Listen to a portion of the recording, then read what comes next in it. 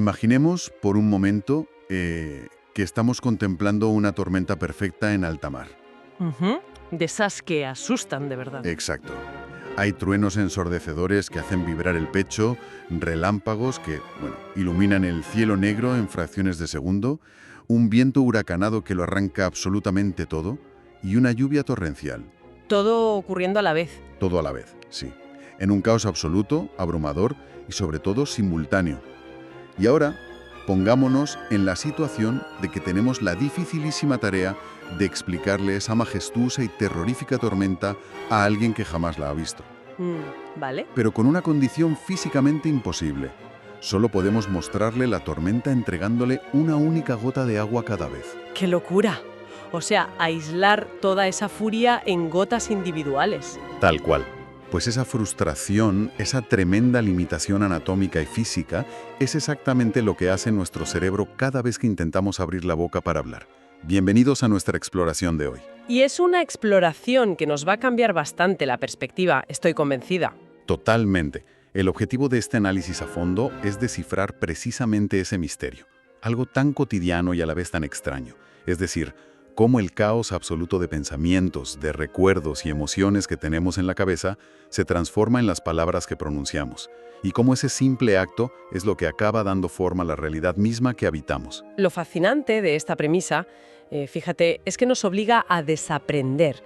Solemos pensar en el lenguaje de una forma muy utilitaria. Claro, como una herramienta sin más. Exacto. Casi como si fuera, digamos, un simple cable USB que conecta un ordenador con otro para transferir un archivo de datos de forma limpia y ya está. Pero el material que vamos a diseccionar hoy destroza por completo esa idea. Sí, la hace pedazos. Literalmente, el lenguaje no es un cable pasivo, es un sistema de filtrado extremo, una frontera física que colapsa el potencial infinito de nuestra mente en algo que sea, pues, manejable.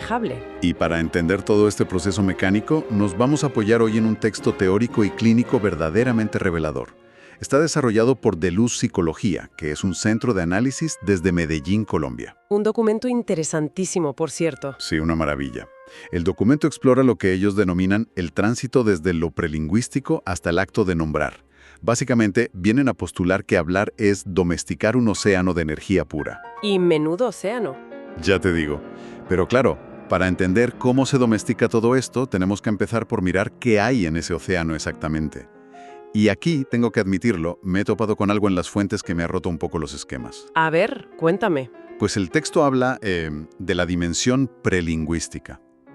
Y yo siempre había asumido que lo prelingüístico era esa fase de los bebés, ¿no? Cuando balbucean, cuando señalan cosas y lloran antes de aprender a decir sus primeras palabras. Claro, se suele pensar eso. Sí, una etapa que maduramos, crecemos y dejamos atrás. Sin embargo, el autor aquí es tajante. Nos dice que esto no es una etapa de la infancia en absoluto. Es un estado permanente. Es que es un error de concepto muy común, pensar que la adquisición del lenguaje borra de alguna manera ese estado prelingüístico. Como si lo sobreescribiera, ¿verdad? Exacto, pero si conectamos esto con la biología y con la psicología profunda, la realidad es que nunca abandonamos ese estado. El texto lo describe, me parece muy poético, como el ruido de fondo de la existencia. ¡Ostras! El ruido de fondo. Sí. Dentro del ser humano, y hablo de este preciso instante en todos nosotros, hay una acumulación masiva de emociones, de sensaciones corporales que son difusas, traumas antiguos, instintos puramente de supervivencia. Todo mezclado ahí. Todo mezclado. Y todo eso conforma lo que el texto define con un término clínico que es crucial aquí. Lo llaman energía no ligada. Energía no ligada, vale. Es un rugido interno que no obedece absolutamente ninguna gramática. O sea, no tiene sujeto, ni predicado, ni conjunciones lógicas. Es pura pulsión ciega. Espera un momento, espera. Porque eso suena a que estamos permanentemente, no sé, al borde del colapso. ¿Me estás diciendo que debajo de esta conversación súper civilizada que estamos teniendo ahora mismo, tú y yo, nuestro cerebro está lidiando en silencio con un huracán de energía salvaje que no tiene forma? Así es, exactamente. La experiencia interna del ser humano es, ante todo, simultánea. Vale. Piensa que uno puede sentir miedo por el futuro, recordar a la vez un olor nostálgico de la infancia y al mismo tiempo notar un dolor físico en el estómago. Y todo eso está superpuesto en el mismo milisegundo. No hay un orden natural en esa energía. Madre mía. Y claro, esa energía busca constantemente una vía de salida, necesita una descarga. Y ahí supongo es donde el lenguaje entra a hacer el trabajo sucio. Eso es. Es como el mapa para no ahogarnos en ese océano sin palabras que llevamos dentro. Pero claro, aquí el problema físico es monumental. Volviendo a la analogía de la tormenta del principio, es como intentar pasar todo el agua del océano Pacífico con sus corrientes, sus tsunamis y sus olas gigantes a través de una simple pajita de refresco. Es una analogía perfecta. El texto denomina a este proceso el embudo. Y la tiranía de este embudo es absoluta, vamos, físicamente por cómo están diseñadas nuestras cuerdas vocales y por la naturaleza misma del tiempo, no podemos pronunciar dos palabras a la vez, es imposible. Imposible. Esa es la restricción mecánica inquebrantable de nuestro sistema. Como decíamos, la experiencia interna es como un bloque masivo, tridimensional por así decirlo. Sí. Pero la emisión del habla es estrictamente unidimensional y lineal. La propia anatomía nos impone hacer una fila india de sonidos. Hay que decir una sílaba, luego otra, una palabra y solo entonces la siguiente. Una detrás de otra sin atajos. Exacto. Y esta limitación temporal es muy drástica. Pero lo que subraya el documento de Deilu Psicología es la gran paradoja del ser humano. Y es que esa tiranía anatómica, esa fila india, es precisamente lo que nos salva de la locura. Nos salva. Entendería que nos frustre enormemente, porque nunca podemos expresar exactamente la inmensidad de lo que sentimos. ¿Cómo es que nos salva tener que usar esa pajita de refresco? Pues porque impone una jerarquía. Al obligar a toda esa energía caótica a pasar por el estrecho cuello de botella de la palabra hablada, el sistema cognitivo se ve forzado a priorizar. Ah, claro. El cerebro tiene que tomar una decisión rapidísima. ¿Qué palabra va primero? ¿Cuál es la idea principal de todo este magma? Al hacer este descarte masivo de información para poder articular una sola frase, inevitablemente estamos imponiéndole orden al caos. O sea que la restricción física del embudo es la arquitectura misma que organiza nuestro pensamiento. Exacto. Organiza el pensamiento humano. Vale, creo que veo por dónde vas. La limitación de no poder decirlo todo a la vez es lo que nos obliga a estructurar la realidad de alguna forma. Sin esa pajita de refresco, estaríamos directamente sepultados bajo nuestro propio ruido. Totalmente sepultados. Pero ahora quiero plantear un cambio de escenario. Supongamos que ya hemos logrado hacer pasar una pequeña fracción de ese océano inmenso por el embudo. Vale. La palabra ha sido seleccionada, nuestras cuerdas vocales vibran y el sonido sale de nuestra boca al fin. Según los apuntes, en el momento exacto en que esa palabra toca el aire, las leyes de la física del lenguaje vuelven a invertirse por completo. Así es. Pasa de ser algo estrictamente lineal a algo expansivo. Esa es la fase donde entramos en lo que el texto llama el efecto radial del lenguaje.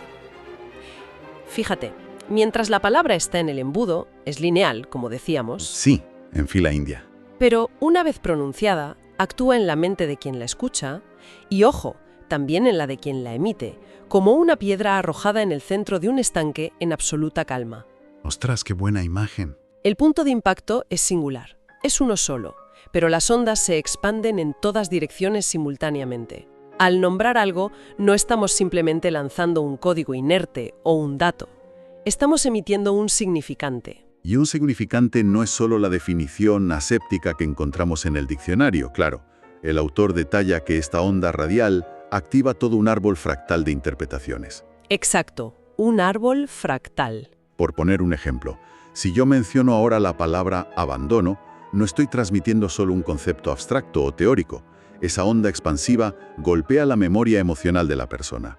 Puede detonar recuerdos muy ocultos de la infancia o una ruptura reciente, o incluso, en algunos casos, una sensación de alivio, dependiendo de cómo estén configuradas las redes neuronales de quien lo escucha. Es una red masiva de ecos simbólicos. Pero hay una tesis en el documento que va muchísimo más allá de la simple asociación de ideas.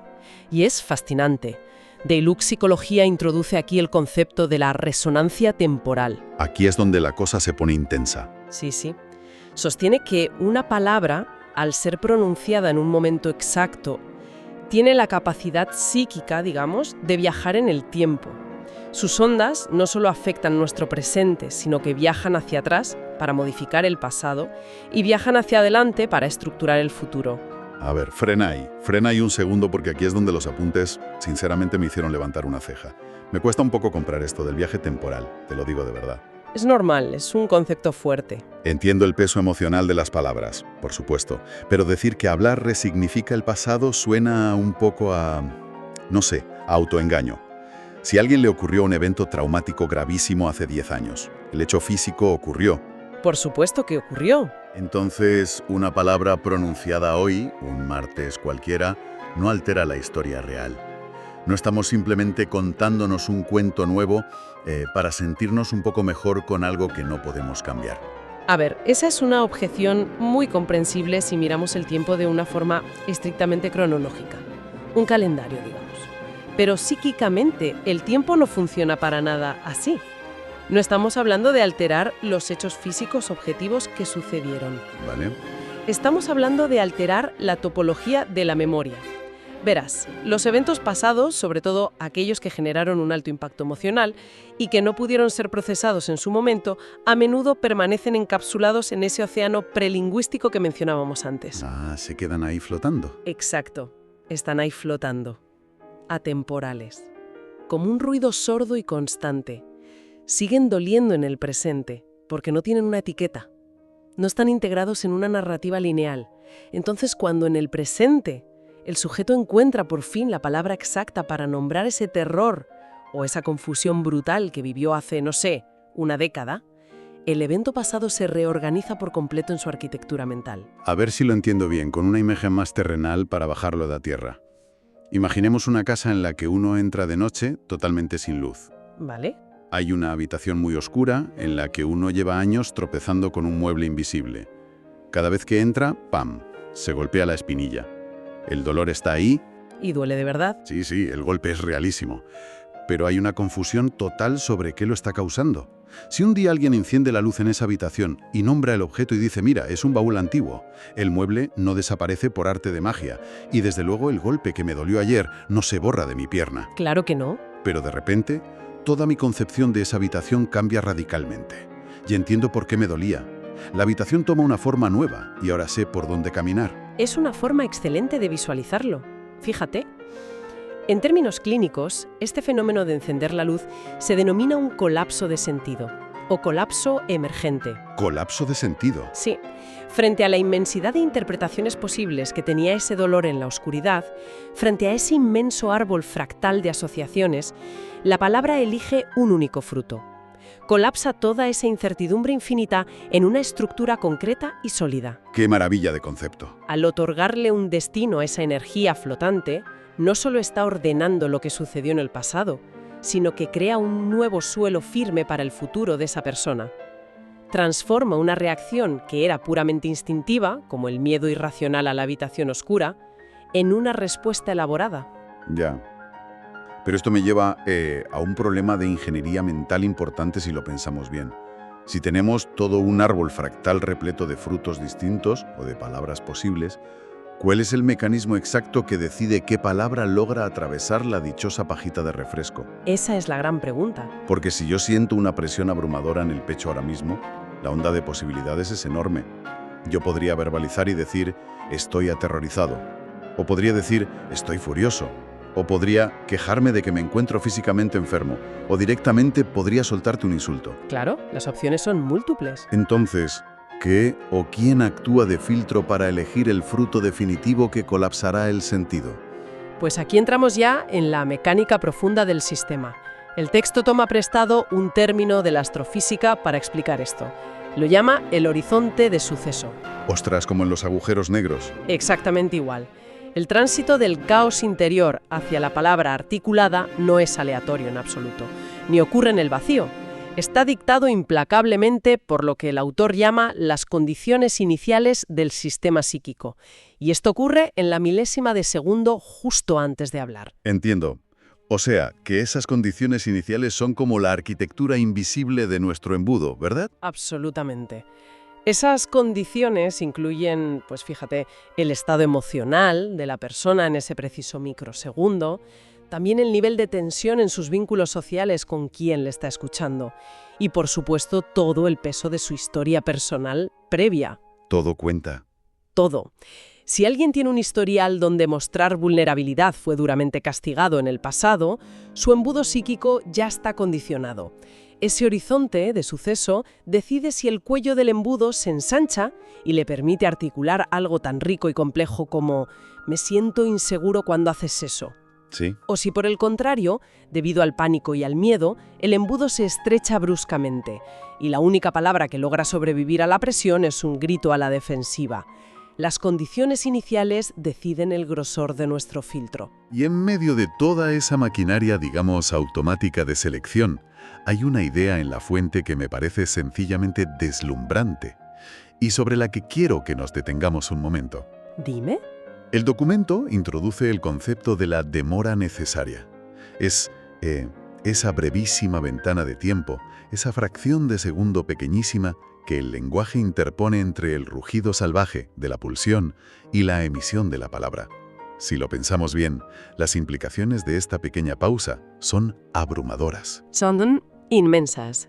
De hecho, es el núcleo de lo que nos diferencia de otras especies animales. Todo acto de traducción, desde lo informe y caótico hasta un código lingüístico, requiere un tiempo físico de procesamiento computacional. Claro. Pero no es solo una cuestión de procesamiento de datos en el cerebro, es una cuestión de humanidad misma. Si actuáramos en el mismo milisegundo exacto en que sentimos la pulsión rabiosa o el pánico mortal, seríamos puramente animales de reacción. Sí, morderíamos directamente. Exacto, morderíamos al sentir una amenaza sin mediar palabra. Esa demora necesaria es literalmente el espacio temporal donde habita nuestro libre albedrío. Nos permite dejar de ser seres de pura reacción instintiva para convertirnos en sujetos de respuesta. Es una distinción clave. De la reacción a la respuesta. Pero, y aquí viene lo que me asusta de esto, es mirar al mundo actual. Vivimos en una sociedad hiperconectada que parece, no sé, diseñada específicamente para aniquilar esa demora necesaria. Totalmente. Las redes sociales son el mejor ejemplo. Se nos exige constantemente la reacción instantánea. El comentario en redes en 0 segundos. La indignación inmediata antes de procesar nada. ¿Qué le ocurre a la mente humana cuando forzamos al sistema a operar sistemáticamente sin esa ventana de tiempo? Pues esa es una derivación crítica muy pertinente hoy en día. Cuando el sistema anula la demora o cuando las condiciones traumáticas que decíamos antes cierran el embudo por completo y la palabra queda bloqueada, nos encontramos con la consecuencia clínica más severa que describe el texto de Deilu. ¿Y cuál es? Pues que si la energía no ligada, esa pulsión desbordada del océano interno, choca contra un muro y no encuentra una vía de salida mediante la mediación de la palabra, no se evapora.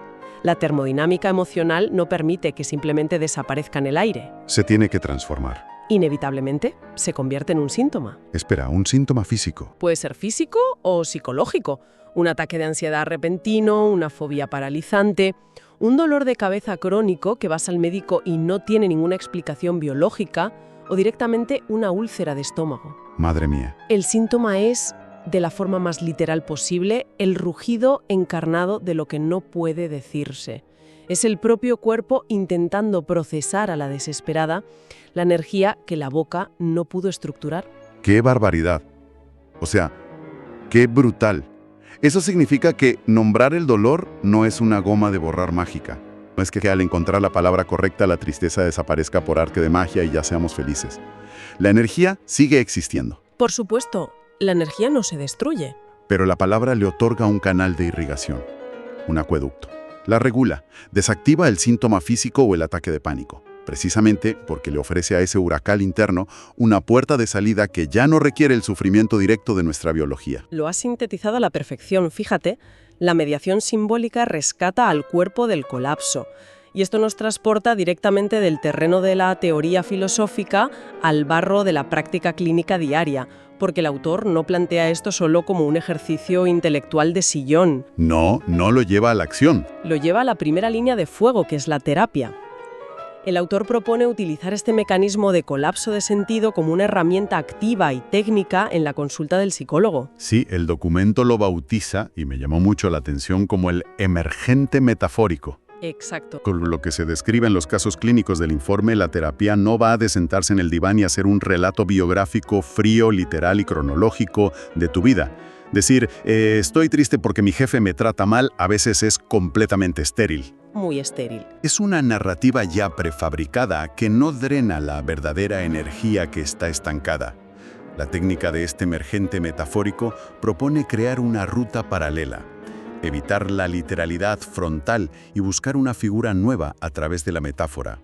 Es que la literalidad muchas veces está fuertemente blindada por las defensas conscientes del paciente. Si se ataca el problema de frente, el embudo se cierra de golpe por pura protección. Lógico.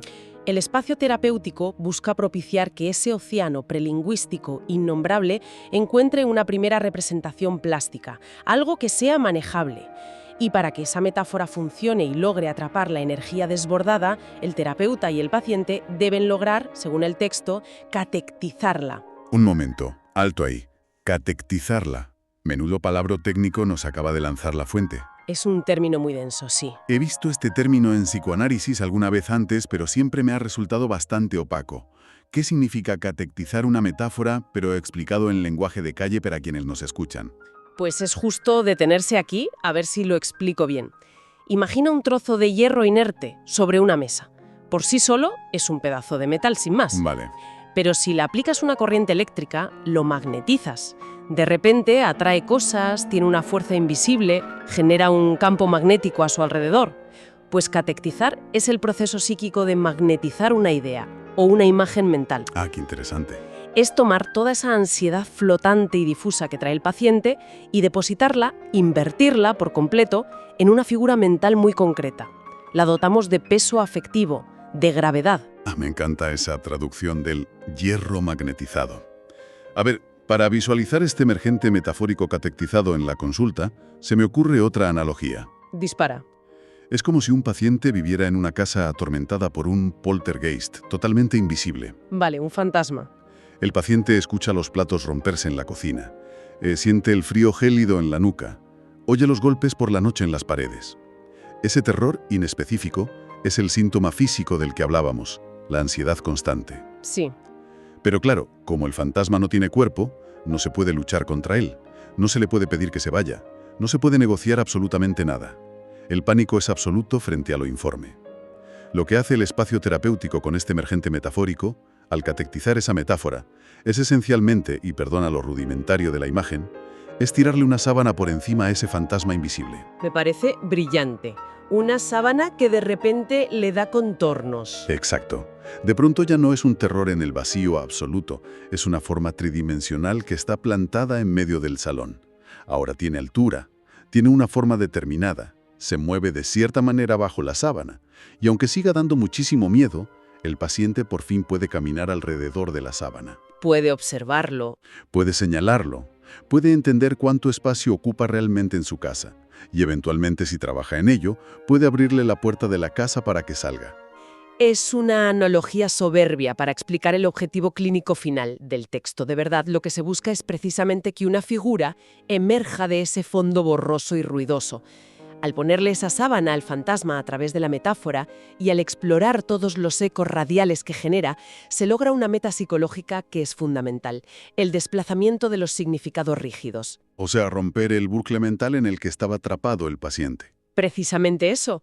Gran parte del sufrimiento humano crónico proviene de atascos severos en el embudo, de interpretaciones hiperrígidas de la realidad, que nos dejan atrapados en el síntoma repetitivo una y otra vez. ¡Qué condena! Al utilizar la inmensa red de relaciones preconscientes e inconscientes que ofrece una metáfora bien construida, se dota al sistema mental del paciente de flexibilidad.